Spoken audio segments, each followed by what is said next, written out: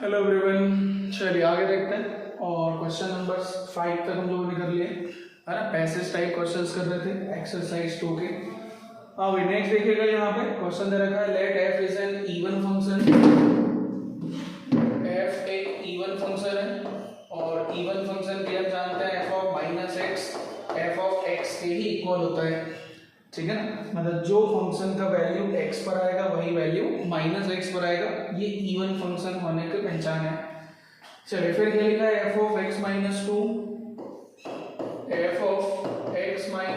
Equal to f of x plus greatest integer of.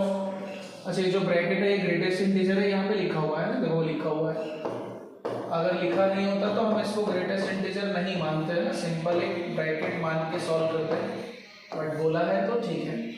और ये है for all x belongs to R, for all x belongs to R, ठीक है ना, सभी रियल एक्स के लिए ऐसा है। अब फिर और आगे दे रखा है f x equal to 3x when x is from 0 to 1 and 4 minus x when x is from 1 to 4, ठीक है। इस तरीके से हमें दे रखा है। चलिए बाकी फिर हमें क्वेश्चन नंबर 6 और क्वेश्चन नंबर 7 बताना है क्या होगा, उनके आंसर क्या होंगे। और 6 में लिखा है the area bounded by the graph, मतलब हमें पहले एफ एक्स का ग्राफ बनाना पड़ेगा और इसमें वैल्यू पूछी हुई है हमसे, ठीक है। चलो तो अभी इसको हटा देते हैं, ग्राफ बनाते हैं पहले, ठीक। चलिए देखिएगा, तो पहले इसको एनालाइज करते हैं ना। ये जो हमें दे रखा है, ये जो दे रखा है इसका मतलब क्या होगा, तो f of x minus two equal to f of x plus, और ये ग्रेटेस्ट इंटीजर वाला पार्ट, तो ग्रेटेस्ट इंटीजर के बारे में लगभग सभी जानते होंगे। जैसे 6 का ग्रेटेस्ट इंटीजर 6 आएगा, 6.1 का ग्रेटेस्ट इंटीजर वो भी 6 आएगा, 6.00001 का वो भी 6 आएगा, 6.9 का वो भी 6 आएगा, 6.999999 का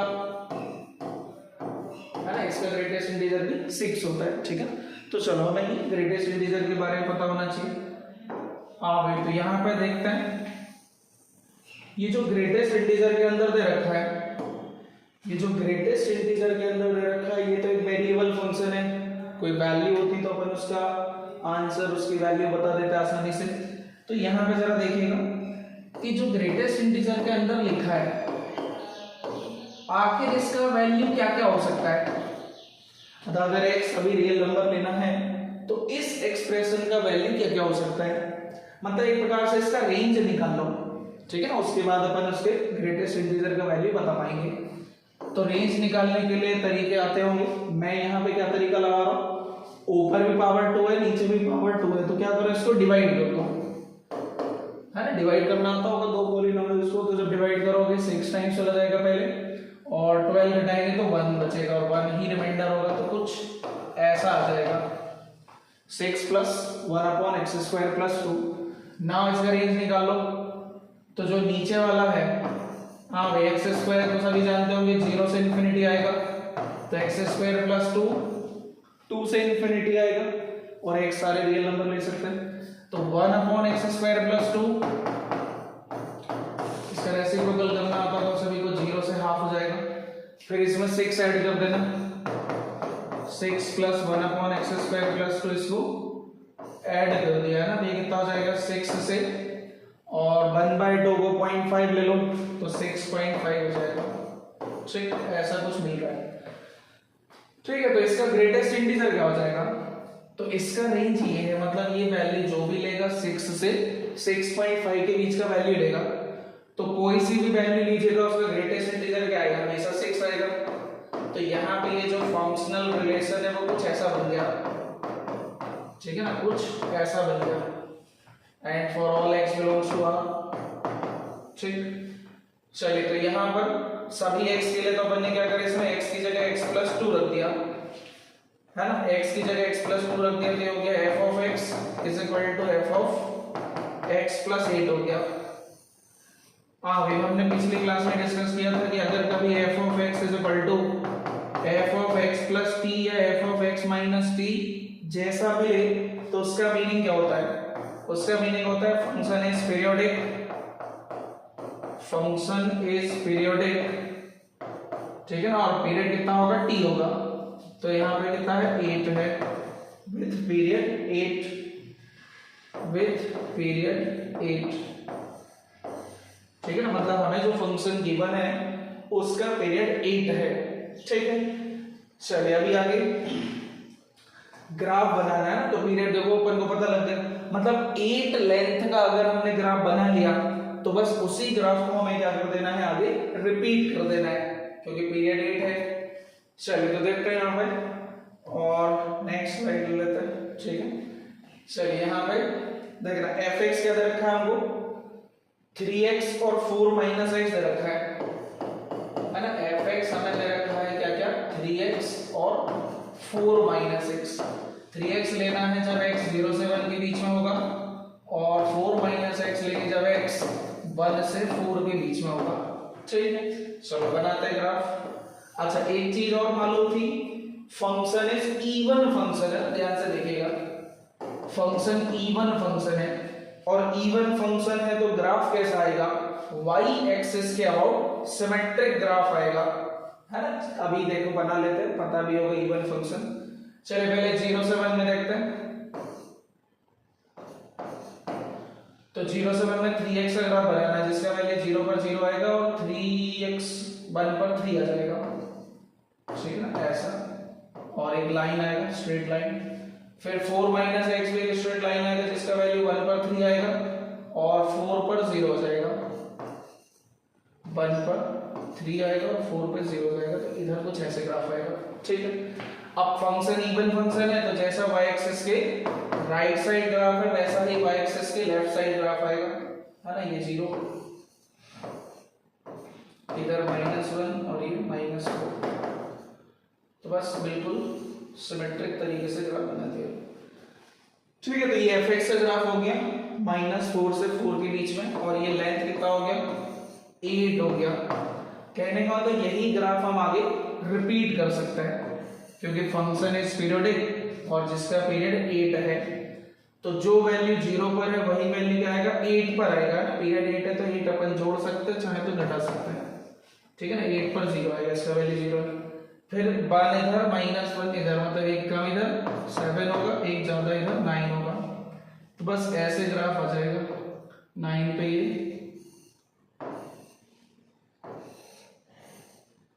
ठीक है।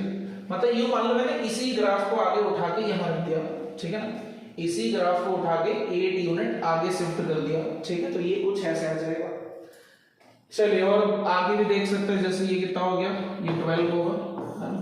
मतलब और आगे चाहे तो और आगे बना सकते हैं। चलिए तो हमने ग्राफ बना लिया, अभी आगे क्वेश्चन देख लेते हैं क्या थे हमारे पास, है ना। ग्राफ ड्रॉ कर लिया, क्वेश्चन देखते हैं। क्वेश्चन था area bounded by the graph of fx and the x axis, fx और x एक्सिस के बीच में जो ग्राफ आ रहा है उसका एरिया बताना है, और -1 से 9 तक लेना है, ठीक है ना। -1 से 9 तक। तो इसको चलो थोड़ा सा कलर चेंज करके देख लेते हैं। हाँ भाई -1 से 9 तक, मतलब यहां से -1 से 9 तक का जो ग्राफ आ रहा है वो आपको बताना है, ठीक है ना। उसका एरिया बताना है, तो ये वाला एरिया बताना है। अच्छा पहले तो ये छोटे ट्राइंगल देख लो, मतलब मैं यहां से यहां तक लेना है, चलो ये ऐसे खींच लिया, 1 पे आ रही है ना, 1 पे आ रहा है, ये इधर आ रहा है।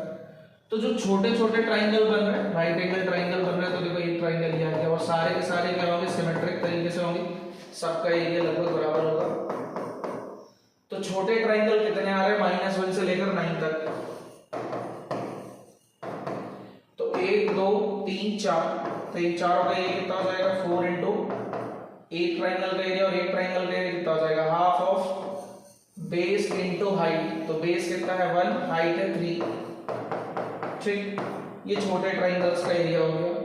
हाँ भाई बड़े ट्राइंगल्स का एरिया, तो बड़े ट्राइंगल ये वाले मिल रहे हैं, देखो है ना, बड़े ट्राइंगल ये वाले मिल रहे हैं, एक ये मिल रहा है, एक ये मिल रहा है ना, 2, बस ये लेंगे नहीं क्योंकि 9 के आगे नहीं लेना है। तो 2 ट्राइंगल मिल रहे हैं, मतलब 2 into half of base into height. Base कितना है 3 और हाइट भी कितना है 3। चलिए देखिए कितना हो गया, ये कैंसिल कर लेना, तो इधर से 6 आ जाएगा और इधर से 9 आ जाएगा, तो कितना आ गया 15 आ गया, ठीक है ना, 15 स्क्वायर यूनिट्स। चलिए उम्मीद है क्लियर होगा।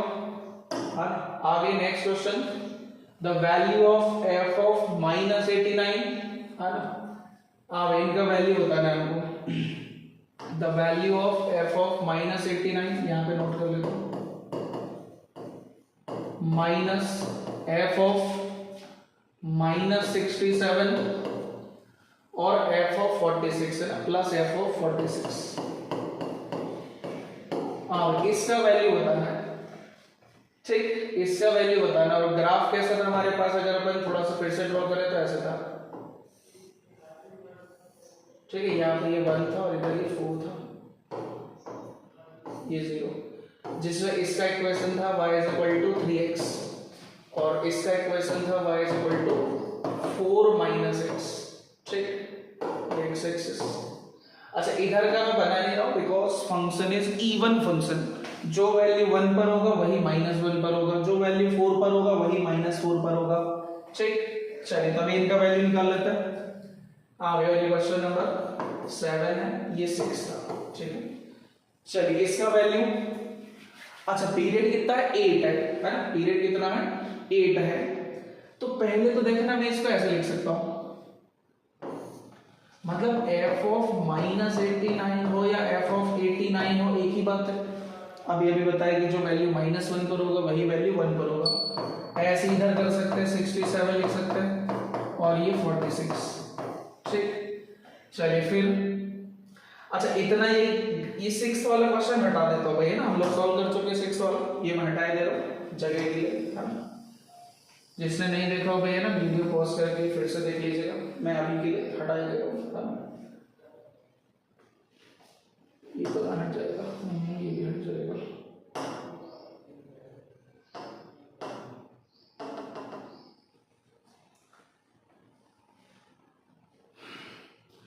चलिए कोई नहीं हटा देते, फिर से लिख लीजिए।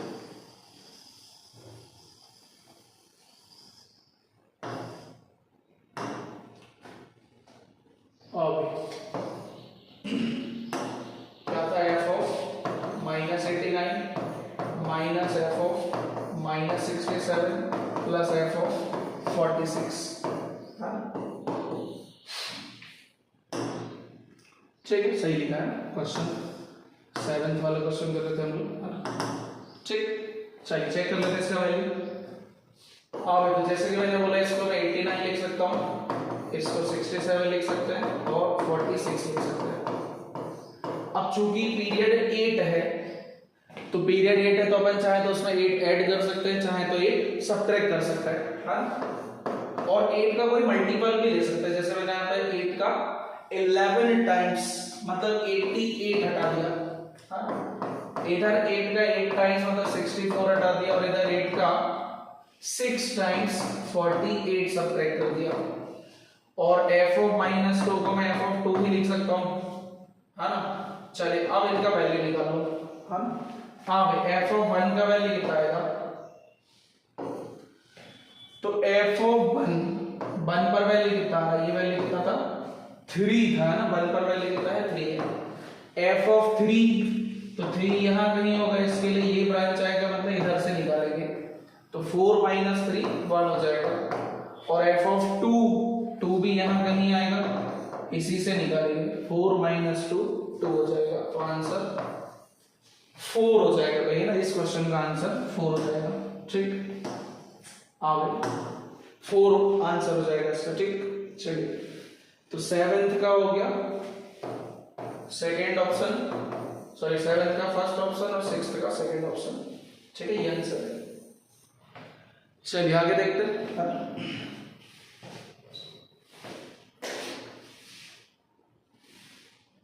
हाँ भाई नेक्स्ट क्वेश्चन यहाँ पे 8 9 10 के लिए दे रखा है, चलिए इसको हटाते हैं, क्लियर ऑल कर लेते हैं।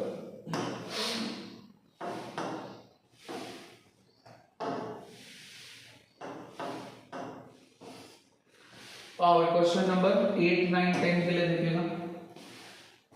चलिए गिवन क्या है,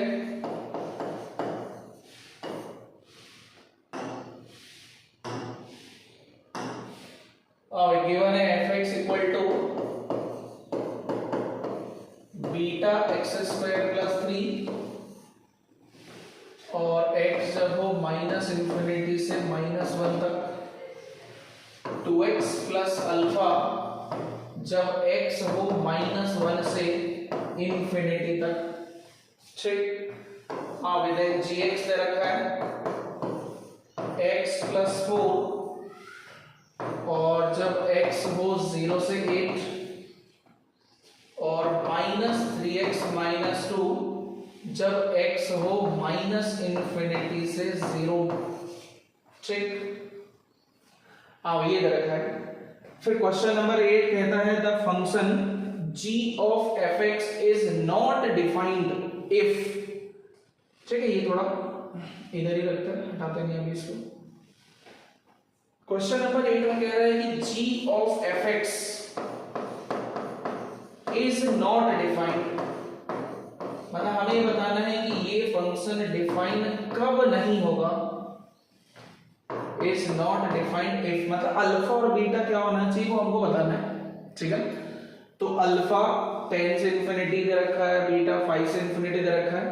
अच्छा, कुछ चीजें अपन को ऑप्शन से भी थोड़ा सा स्ट्राइक कर जाती है, जैसे दिख रहा है अल्फा और बीटा जो भी होंगे पॉजिटिव होंगे। दिख रहा है अल्फा और बीटा जो भी है पॉजिटिव, बिकॉज ऑप्शन है ना, क्योंकि अब कोई बोले सर पॉजिटिव नेगेटिव दे नहीं रखा है और सॉल्व करते टाइम पता नहीं चला तो ऑप्शन की हेल्प ले लो। ठीक है ना कहीं अपन को पता लग जाएगा कि कैसा क्या होगा जब। चलिए तो पहले क्वेश्चन नंबर 8 देखते हैं। ओके, g ऑफ f(x), ठीक है ना, g ऑफ f(x).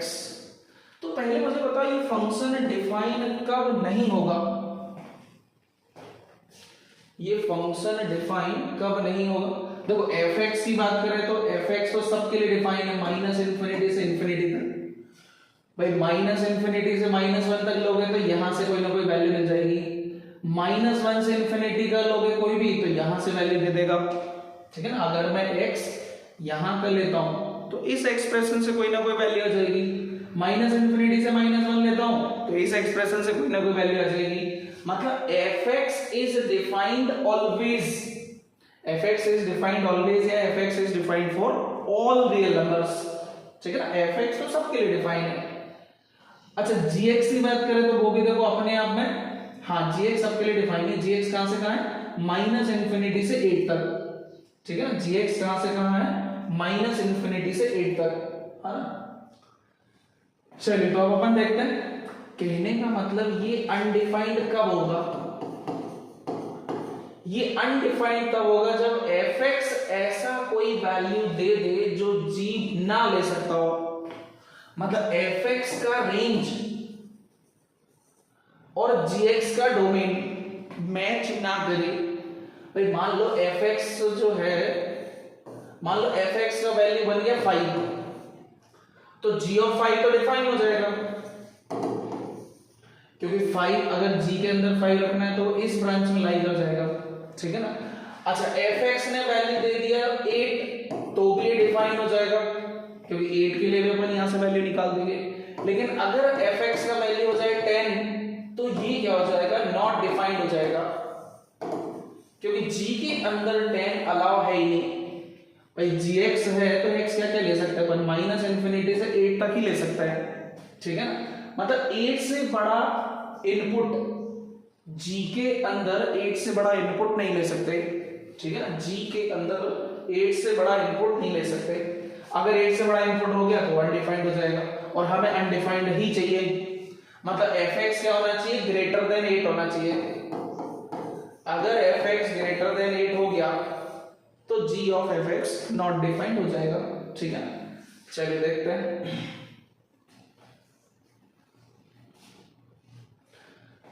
भाई तो यहाँ पे पहले f(x) का रेंज निकाल लेते हैं अपन, है ना, कि आखिर f(x) क्या क्या हो सकता है। बाकी क्या होना चाहिए वो अपन को पता लग गया। f(x) का वैल्यू 8 से बड़ा होना चाहिए तभी अनडिफाइंड हो गई है। ठीक है ना, रेंज ऑफ f(x) की बात करते हैं पहले। ठीक, और उसमें अलग अलग निकालना पड़ेगा, ऐसा लेके अलग ऐसा लेके अलग। तो केस 1, भाई अगर x माइनस इंफिनिटी से -1 के बीच में है, माइनस इन्फिनिटी से -1 के बीच में है तो एफ एक्स अपन को ऐसा लेना है, ठीक है ना। एफ एक्स क्या लेना है, बीटा एक्स स्क्वायर प्लस 3। चलो तो इसका रेंज बताओ। अच्छा, और अल्फा बीटा पॉजिटिव लेंगे, ये अपन को ऑप्शन से पता लग चुका था। तो एक्स स्क्वायर, हाँ भाई अगर एक्स ऐसा है तो एक्स स्क्वायर क्या होगा, ओबियस सी बात है 1 से इन्फिनिटी आएगा। तो बीटा एक्स स्क्वायर क्या हो जाएगा, बीटा एक्स स्क्वायर हो जाएगा बीटा से infinity, because beta positive number है। हाँ भाई, तो फिर बीटा एक्स स्क्वायर प्लस 3 क्या हो जाएगा, बीटा एक्स स्क्वायर प्लस 3। तो बीटा प्लस 3 जोड़ दिया से इन्फिनिटी।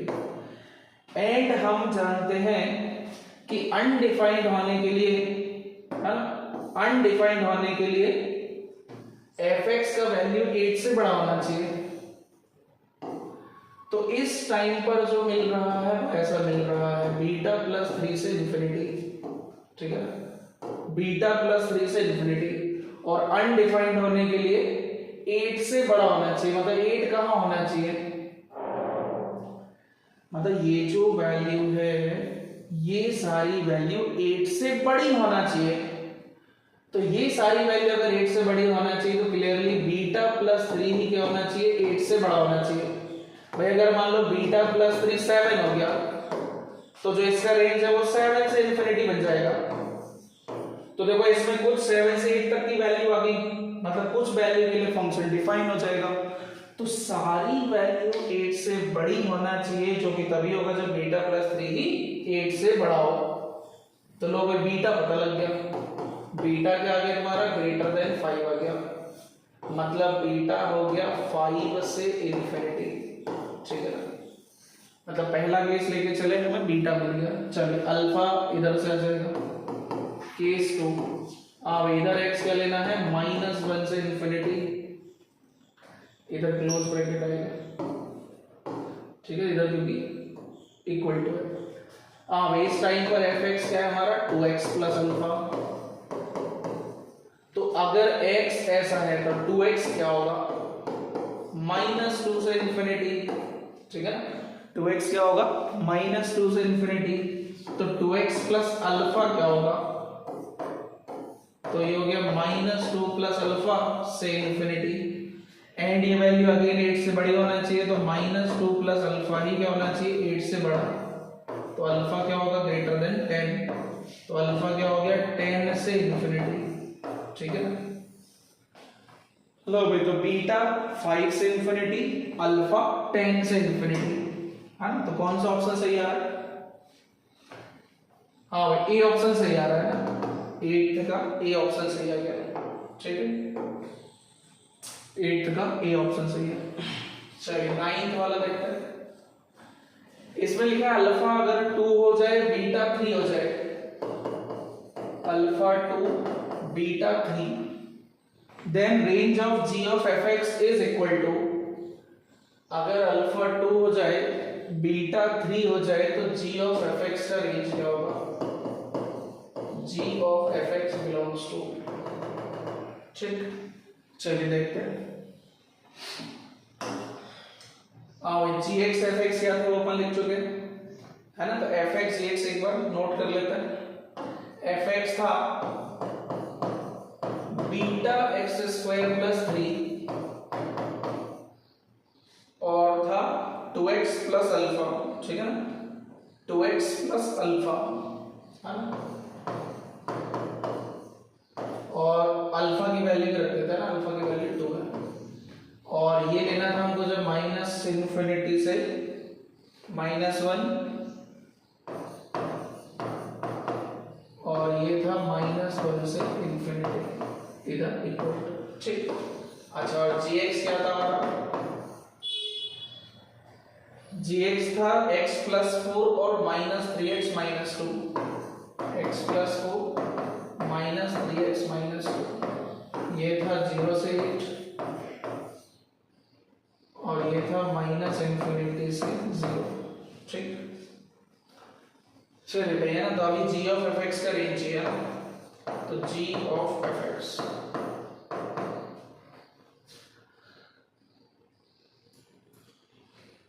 अच्छा अब रेंज देखो, रेंज क्या होती है अपन जानते हैं, रेंज हमेशा इनपुट पर डिपेंड करेगी ना, डोमेन पे डिपेंड करेगी भाई, जैसा fx का वैल्यू आएगा उसके हिसाब से gx का वैल्यू आएगा। कुछ लोग क्या कर सकते हैं, पूरा g ऑफ fx निकाल लो, ठीक है ना, g ऑफ fx निकाल लो, उससे आइडिया लग ही जाएगा। बट अपन ये सोच रहे हैं कि पूरा ना निकालना पड़े, थोड़ा कम में काम चल जाए तो अच्छी बात है, नहीं तो पूरा भी निकाल सकते हैं। अच्छा पूरा निकालना आता होगा भाई, जैसे g ऑफ fx है तो g के अंदर x की जगह fx आ रहा है, तो ठीक है g वाले फंक्शन में ऐसे कर दो, x की जगह fx रख दो, ठीक है ना, x की जगह fx रख दिया, इधर वैसे हो जाएगा -3fx -2 माइनस इंफिनिटी से fx और 0, ठीक ऐसा। तो अब अपन को पहले fx पता करना पड़ेगा कि fx 0 से 8 हो भी सकता है या नहीं, ठीक है ना, और fx माइनस इंफिनिटी से 0 हो सकता है या नहीं। तो fx ये रहा, ठीक है ना, इसका रेंज निकाल लो। वैसे अभी रेंज अपन ने निकाला था ना, चलो थोड़ा सा डायरेक्ट कर लेते हैं। इसके हिसाब से देखिएगा, अगर x माइनस इंफिनिटी से -1 है भाई, अगर चाहो तो मैं पूरा लिख सकता हूँ, मुझे कोई टेंशन नहीं है। तो इसका रेंज क्या आएगा, 3x² + 3 का। तो देखो अगर x ऐसा है तो x² क्या होगा, 1 से इंफिनिटी, 3x² क्या होगा, 3 से इंफिनिटी, तो 3x² + 3 क्या होगा, 6 से इंफिनिटी। तो पहले वाले केस के हिसाब से 6 से इंफिनिटी आएगा, दूसरे वाले केस के हिसाब से उसमें x लेना है मुझे -1 से इंफिनिटी, ठीक है। तो अब इधर क्या है, 2x + 2 है, तो लो पहले 2x बता दो, -2 से इंफिनिटी, फिर 2x + 2 क्या हो जाएगा, तो ये हो जाएगा 0 से इंफिनिटी। तो ये वाले और ये वाले का यूनियन ले लो, तो फाइनली fx क्या हो सकता है, ये हमें पता लग गया, 0 से इंफिनिटी हो सकता है, ठीक है ना। मतलब fx जो है वो हमारा केवल 0 से इंफिनिटी जा सकता है, मतलब ये वाला तो पॉसिबल ही नहीं हुआ फिर, मतलब fx का वैल्यू माइनस इंफिनिटी से 0 तो हो ही नहीं सकता, क्योंकि हमने चेक कर लिया है, ठीक है ना। fx जो है वो माइनस इंफिनिटी से 0 हो ही नहीं सकता। तो g ऑफ fx ये बना fx + 4, और fx अपन इसके लिए केवल 0 से 8 ले सकता है, ठीक है।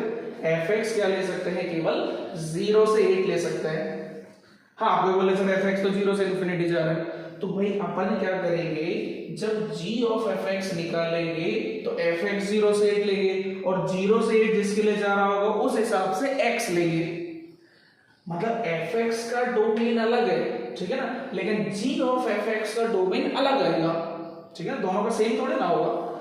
तो हमें ये वाला लेना है, ये पता लग गया। तो बताओ अगर fx ऐसा है तो ये क्या होगा, तो अगर fx 0 से 8 है तो fx + 4 क्या होगा, 4 से 12 हो जाएगा, तो g ऑफ fx का वैल्यू जाएगा हमारा 4 से 12, ठीक है ना। आप समझ गए ना सभी। देखो fx अपन क्या ले सकते हैं, 0 से 8, क्योंकि उसी के लिए ये डिफाइन होगा, और कभी डिफाइन होगा नहीं। आप ये मत बोल देना सर हम 0 से इंफिनिटी ले सकते हैं, अरे gx किसके लिए डिफाइन होगा उस हिसाब से चलेंगे ना। तो अगर fx ऐसा है तो g ऑफ fx क्या हो जाएगा, मतलब fx + 4, तो 4 ऐड कर दिया, 4 से 12, ठीक। तो क्वेश्चन नंबर 9 का आंसर ये आएगा भैया ना, 4 से 12, चेक कर लीजिएगा। हाँ भाई कौन सा ऑप्शन आ रहा है, 4 से 12 है ना, थर्ड ऑप्शन आ रहा है। अच्छा ब्रैकेट का भी थोड़ा ध्यान रख लीजिएगा, 4 से 12, इसमें 8 पर क्लोज हो था वो इक्वल टू है ना, इक्वल टू है। हाँ ब्रैकेट का भी ध्यान रखना है, नहीं तो गड़बड़ हो जाएगा। पता चले एक ऑप्शन में ओपन इंटरवल हो, दूसरे में क्लोज इंटरवल हो, तो गलत हो जाएगा, ठीक है। चलिए नेक्स्ट देखिएगा, क्वेश्चन नंबर 10 की बात करते हैं। If alpha is equal to 3, then value of x, if alpha is equal to 3, then value of x in the interval 1 to 3, है ना, x हमें इस इंटरवल में लेना है 1 से 3, for which fx plus gx equal to 12, ठीक। अब अगर अल्फा 3 लेके चलते हैं तो इस इक्वेशन के कितने सॉल्यूशंस आएंगे ये बताना है ना, x की कितनी वैल्यू आएगी, और x हमें 1 से 3 के बीच का लेना है। चलिए तो अगर अल्फा को 3 ले लिया है ना, अल्फा को 3 ले लेते हैं तो fx plus gx is equal to 12 के कितने सॉल्यूशंस आएंगे, है ना। चलिए तो fx क्या हो जाएगा हमारे पास, बीटा एक्स स्क्वायर प्लस 3 जब x हो माइनस इंफिनिटी से -1 और 2x प्लस 3 बिकॉज अल्फा को 3 लेना है। और अच्छा वैसे x तो बता ही दिया ना इन लोगों ने, x क्या लेना है हमको 1 से 3, तो 1 से 3 तो देखो इस ब्रांच में तो आ ही नहीं रहा है ना 1 से 3। अच्छा इसमें नो, इस पर लिख नहीं पाएंगे तो ये जो माइनस इंफिनिटी से -1 वाला ब्रांच है अपन ये तो लेंगे ही नहीं। क्यों?